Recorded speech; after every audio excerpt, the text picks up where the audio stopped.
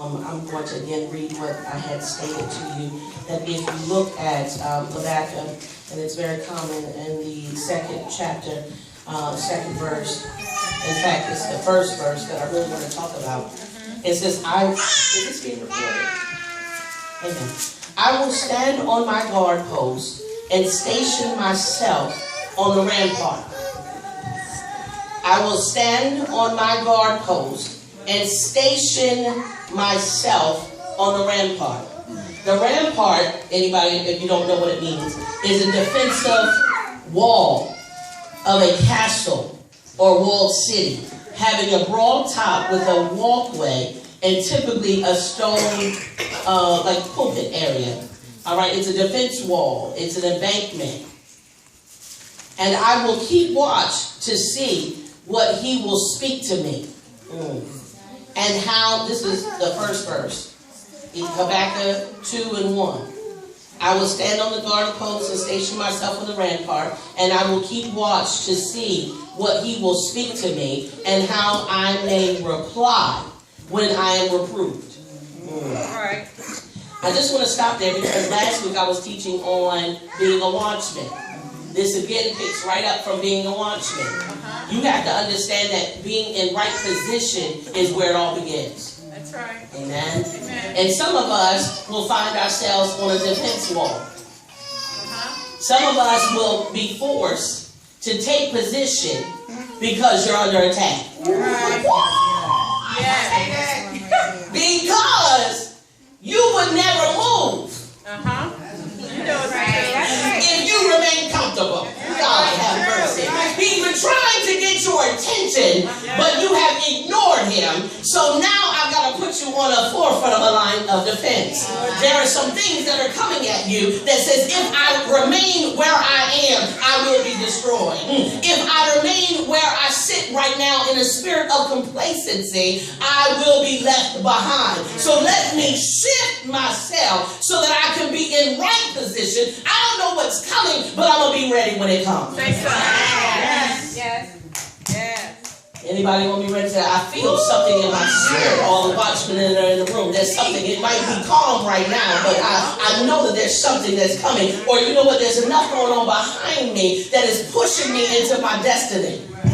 Ooh, that's where some of y'all at right there. It's like there's enough stuff that is all kind of warfare that I've got to get out of the way or it will take me out. So I have to reposition myself. Well, because y'all looking at me crazy, I want you to shift with somebody on your road. Just move. Yes. All right. Just move. Just move. Just move. Just move. Just switch around. Move. I come against every distracting, disturbing spirit that would try to cause attention or reflection from the word. Some of y'all can't even do that. Yes. Without it being an episode. It comes a thing that at any given moment you can hear God speaking. I just got to move. Yes. It's amazing how you'll go back further. In fact, I should have made you all come up front. Rampart. I don't know what got me in position, but I'm glad I'm in position. Some of you don't know how you got here. Yes. That's right. But I'm glad I'm here. All hell broke loose. And I had to move. I didn't want to move, but I had to move. I know I'm talking to some people. My heels were dug in deep. I thought that that's where I would remain for the rest of my life, but I had to move. Talk about it.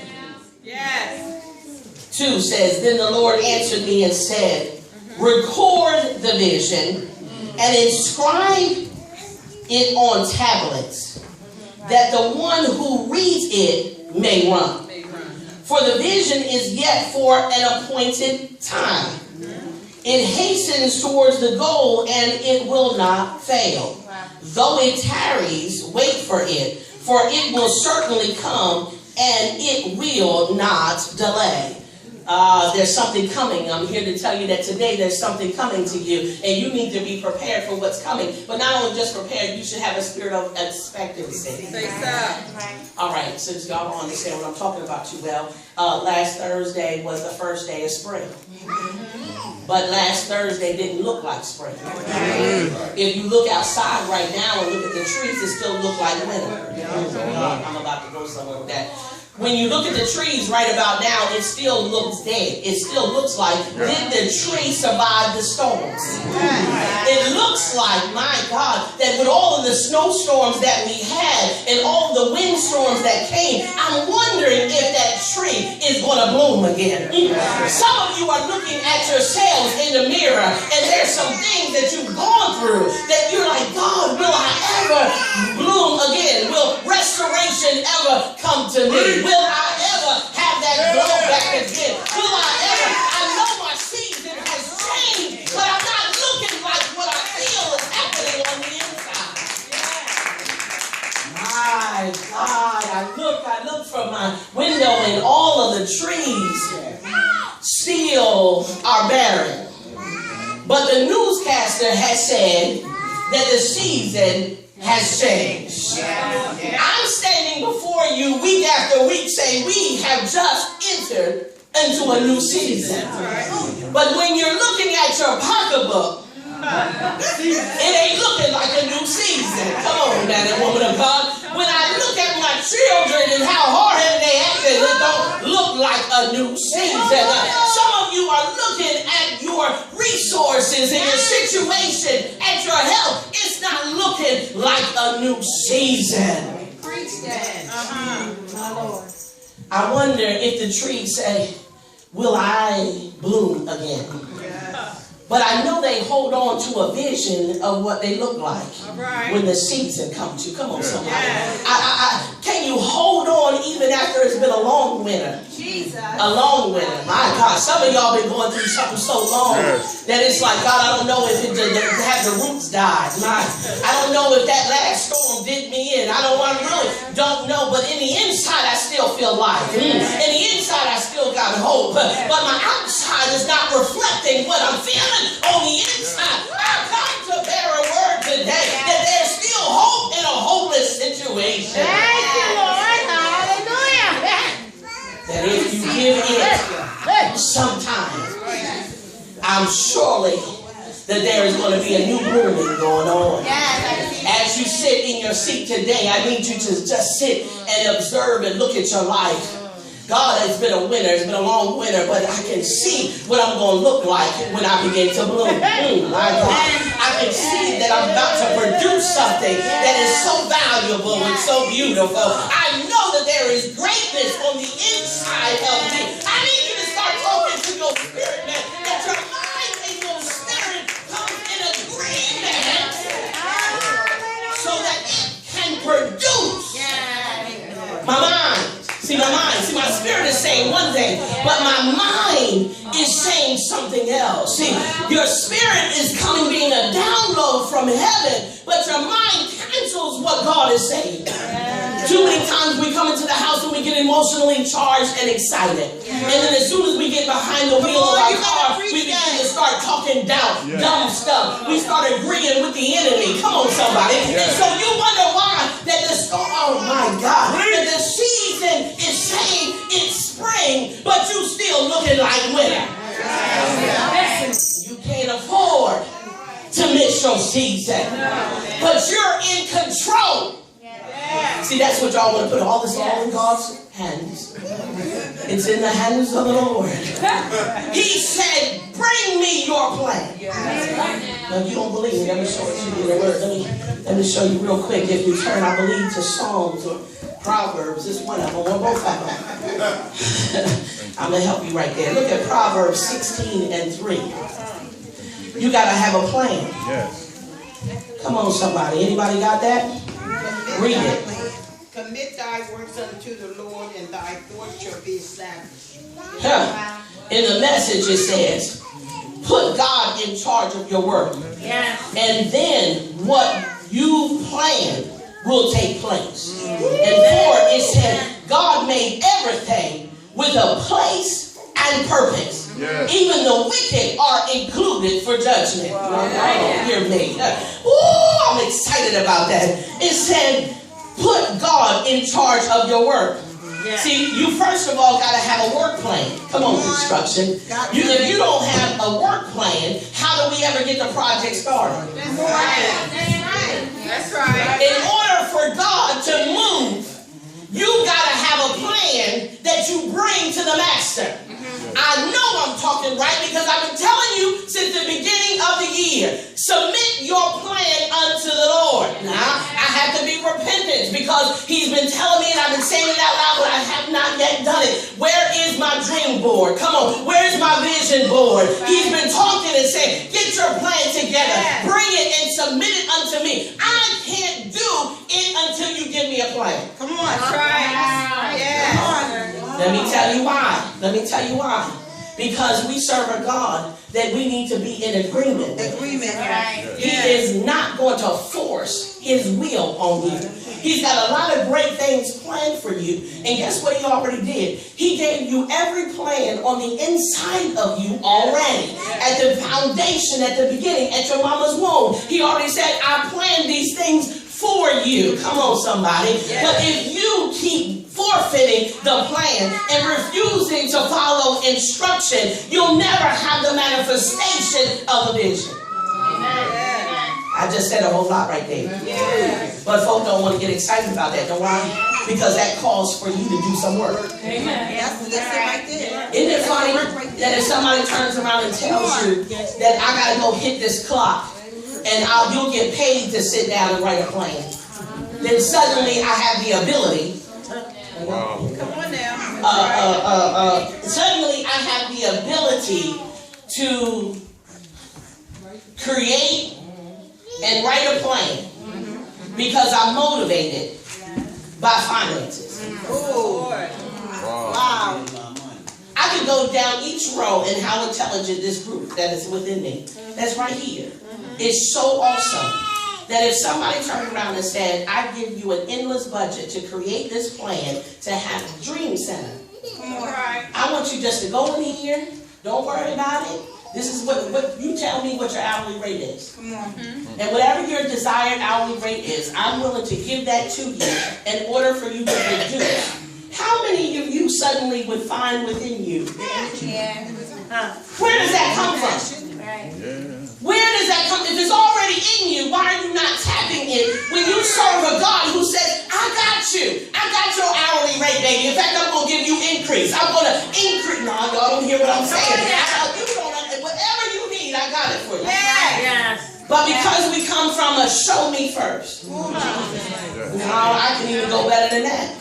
When you go work for man, they not showing you no money first. That's the confidence you got in them. It's not the confidence you got in God.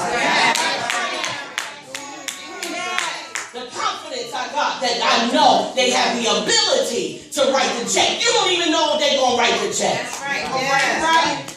Right. But here's God saying, everything you need, I got. Amen. Everything you want, you can have. Amen. But I need you to write the plan. Write the vision and make it plain. How much writing have you been doing? What does my comeback look like? What does my spring look like? What will it feel like? What is it going to be like? How is it going to affect me, my family, the community, and my church? Oh, you got a book? That's true. You got a writing pad? You got a pen? But because today I want to challenge you to get to writing. God said we are just speaking words, but it's not matching our heart with belief. We're saying things with doubt of no expectancy of manifestation. We placing orders and walking away. No, he just showed me a glimpse. Going to your fine restaurant. Sit down and so excited to finally get in. The waitress comes over to take your order. You pick and you find what you want. And then after they take the order back, you decide, I want to walk away. I don't feel like waiting. Wait. Come on now. And some of you have done it, but you walked away. He said even their faith wouldn't keep them. He said, because in due time and due season, it will come. That's right. The word just told me, it said it might not, it didn't say maybe it'll come. It said it will come in due time. How many of you have been fighting a spirit of defeatism, that I just feel like I'm defeated and feel like quitting? I know you don't want to say that, but I know, don't make me, oh Lord Jesus. But you know you're fighting with that whole thing, God, I just feel like quitting, I'm tired. I hear it in my spirit. I'm sick and tired. But I have to turn around and say, but I'm sick and tired of being tired. So I must be doing something wrong because what I'm doing and feeling is not in agreement about what the word is saying over my life. Amen. Can I give you something else? I got 5 minutes. All right. So let's look at this. Psalms 31 and 15. You know what? Yeah. No? Yeah. Okay. Psalms 31 and 15. It says, my times are in your hand. Deliver me from the hand of my enemies and from those who persecute me. My times are in your hands. Okay, so God, I submit myself. I'm giving you my time. Oh, I'm about to go there. My God, it just suddenly, my time is in your hand. If my time is in your hand, I got to give you my time. That's right. Yes. The biggest thing that you fight with is your time. God, I ain't got time for that. Oh, Lord. I got to get out here trying to make this money. I got to try to make this hustle. I got to go. I don't have time. He said, my God, if I put my time, he said, everybody has 24 hours. I'm an equal opportunist. How much time are you submitting into the Lord's hand? Yes. What are you giving him to work with? If you refuse to give up any of your time, but yet you want results, you got to put your time in, baby. You want anointing, you want commitment, you want all of these things just to happen. But how much time are you sowing into the Lord's hand? Yes. God, I'll give you this time. My time is valuable. It's important. But I will submit it because I've been wasting time. I can't afford to waste any more time because my seasons are rolling around too quickly. And I'm playing with time. Some of y'all watches is broke. No, I went on Friday and I don't know. We was talking and I looked up and my watch was broke. And I said, how did that happen? And just that quick, the Spirit responded and said, because you play with time. Come on now. You pray for full-time ministry, but you play with time. If you had to hit the clock and go into work at a certain hour and do your 8 hours, because they're gonna dock you, they're gonna set you up and write you up. You come in late long enough. You leave early soon enough. Keep doing that over and over again and see if there won't be any. So when you're working for the Father and even those that are looking for new employment, he said, but what are you doing with the time you're giving me? How much of that are you being faithful to give me good time? Or are you robbing me of your time? Or some of you are just robbing him of times and then you talk about, well, I don't have any money because all your stuff is dried up. Well, you even robbing him because tithing your time. Oh, you didn't think about that, right? 24 hours a day, 2.5 hours belong to the Lord. There you go. That's right. Hear what I said. Did you hear that? Did you hear that? 2.5 hours. So that means you got to get up early or stay up later. There you go. You owe him that time. Some of us are giving him 15 minutes. We'll give more to scandal. That's an hour. Shut your mouth. I went to service and I was so glad. They was talking about, what is it, Big Man Jane? I went to service and they was talking about Big Mary Jane. And I was glad that they talked about it. Because many of us are indulging and watching it. And it is affecting the house. Come on, somebody. But we can't find a spare moment to get to God. We can't get in the time to pray to the Father. We can't get, that's why somebody got to pump you up with worship. That's why you didn't know what to come in here and expect today. And when he said, everybody said, oh, that's something different. Yeah, because he's calling and requiring for you to worship. Not for them to worship, for you to worship. Somebody throw up your hand and say, help me, Jesus. Help me, Jesus. Just stepped on your feet. Just say, ouch. Amen. Don't pull your feet in. Just say, ouch. Don't change the shoe size. Just say, ouch. Amen. It says, my times are in your hand. Deliver me from the hand of my enemies and from those who persecute me. Let me tell you, you cannot. Pastor Peaches was teaching in Keys to Living this morning on regards that, many of us only want to have a relationship with God when we're in trouble. Yes. We only want to call and pray and ask for God. It's all of a sudden you know how to pray as soon as trouble hits you. And then you wonder why trouble staying at your house. That's right. Well, that's the only time you want to talk to me. Then go on and let that happen.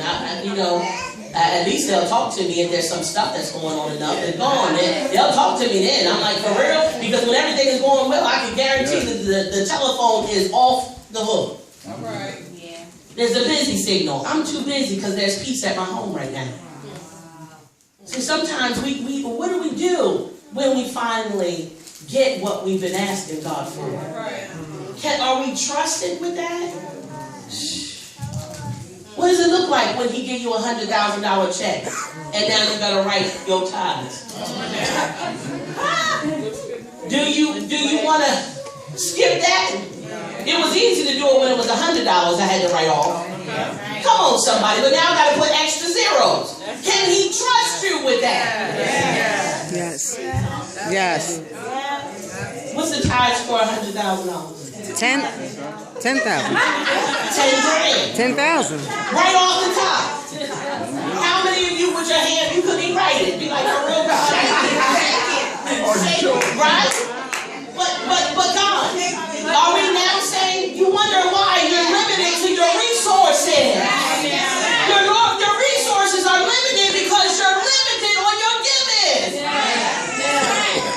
Many of y'all pray almost like Russian roulette for your income tax. Come on in. God help me out. Lord, and then when it came, now it's time to pay your tithes. And she said, if you can't handle this little bit I'm giving you, what you gonna do with the rest of it?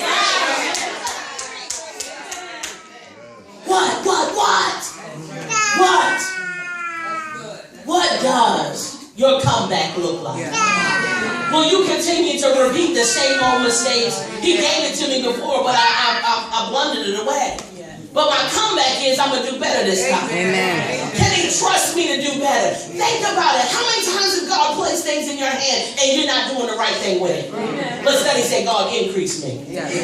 God, increase me. I want you to increase me. Then so God, strengthen me. Teach me to do the right thing with what you're giving me. That's right. Yes. I received that. We even talked about that even with your enemies. He said he'll use them. Yes. He'll use them. He'll use them on purpose. Y'all don't hear what I'm saying. You better preach that right there.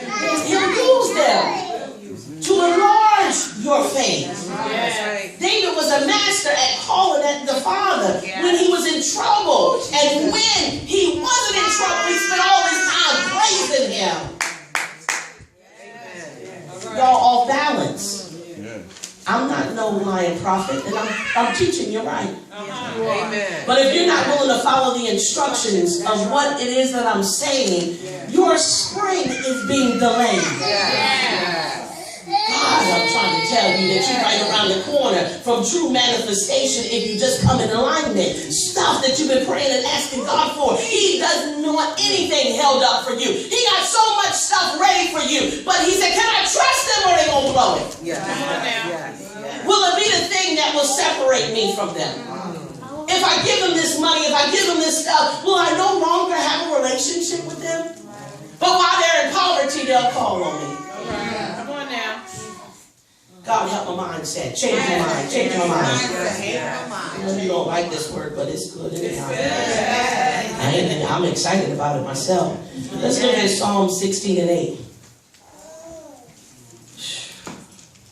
Psalm 16 and 8 says, I have set the Lord continually before me, because he is at my right hand, and I will not be shaken. I have set the Lord continually before me. What does that mean? What does it continually mean? Always. Come on, somebody. Everything I do is because he's on my mind. Everywhere I go is because I want to please him. See, are you really in intimate relationship with God when everything you think about is he going to get the glory out of this? Jesus. Most of y'all are asking for a mate and you don't know how to treat God. Come on now. Gee whiz, if you don't know how to love up on him, then how are you going to handle the gift that he's about to bring you? That's right. If you can't honor him, then how are you going to honor the one that's standing for you? How? All right, say so. Come on, somebody, for real. All of that has has to be in perfect alignment. It comes down to, he said, I will continually I will lift up praise. Continually, I'm like, God, you know what, I'm just bless your name. God, I'm just appreciate. I know the trees ain't budding yet, but I'm excited about they about to bloom. That's right. That's right. Anybody got an expectancy? What's those pretty trees? Then you get all excited about the cherry blossoms. The cherry blossoms, I be looking for them. They're just so pretty when they come out. Just behold the beauty of it. But right now you walk past that tree because it's not appealing to your eyesight. Right. Some foolish people will cut the tree down because it look all about to help somebody else right there. Somebody want to cut you down because they think that you'll never make a comeback. Some people are counting you out and down because you don't look like you bear no fruit. But I'm here to tell you that when you put your soil, your roots in good soil, and you're tended to the right way, you are about to blossom like you never blossomed before. You're about to grow larger this season than you ever grew before. I'm about to tell, come on somebody. Oh, because I'm willing to submit myself to be pruned. You wonder why you got a rose bush, but it is not blooming and it should be. Right. Nobody pruned it. Right.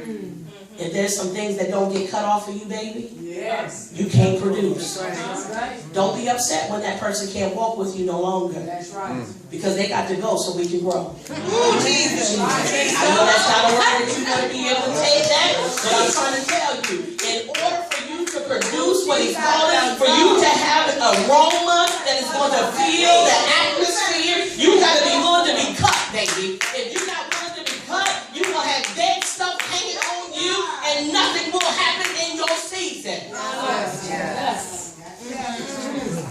God is trying to get your attention everywhere he can possibly get it to make sure that you don't miss the season that he has planned for you. But you got to be willing. God, that don't feel good. God, that hurt my feelings. God, they hurt my heart. Lord, I'm just so disappointed. Father, just help me. And all you got to do is just go on, God, go ahead. Just can you give me some anesthesia while you're cutting me? Yes. Because he will. Have you ever gone through some stuff and say, I shouldn't be tripping over this? Come on, somebody. This thing would have messed my mind up. I would have lost my mind if I'd gone through this last year. But in this season, I know I should be reacting, but I'm not feeling anything. He said, I'm cutting things off of you, baby, but you don't feel nothing because I gave you the right anesthesia. How did I give you the anesthesia? Because you've been in a relationship with me. You keep talking to me. You keep giving my time to me. I got to make sure you're comfortable even in the midst of the storm. Roses are beautiful, but their lifespan is short. Even in spring, the lifespan is short. Winter is so long, but spring is short. Come on, somebody. You got a small window. If God is speaking to you right now and I feel his presence, that I've got to use the time that I have left with new wisdom. I got to submit myself like I've never submitted before. I got to let him cut off every dead, thorny, uncomfortable. Come on, somebody. You go to grab me real quick and you don't see nothing, but them thorns will cut your hand so quick. If people don't know how to handle you, they'll throw and rebuke you away. Because all they see is the thorns and not what is about to be produced in you. They can't appreciate what's not there yet, but if they had a notion that what's been cut off the top still means that there's still potatoes under the ground. If somebody goes by and cuts off the heads off the top of that garden, it looks like it's an empty garden. But if nobody ever goes to till the garden, they will lose the whole field of harvest. My God. I was riding with Earl in my clothes. I hope you're doing some stuff because God is going to do some stuff. But even with the man who went and found the treasure. I was just driving. I wasn't studying. God said, baby, what made him go look for the treasure? What made him go pursue the treasure? Many of us are sitting by waiting for the treasure to get delivered to us. Many of us are watching other people discover their treasure, but you won't move to go get your treasure. You got the map, but you won't even walk it out. My God, it's even got an X on it. You got favor. It's telling you X marks the spot. Boom, your treasure is right there. But you know what I got to go through to get it? I got to go through so-and-so in order to get over there. I got to go around that. And then it's got a big old sign saying no trespassing. But he said that's the spot that marks where you got to go. Are you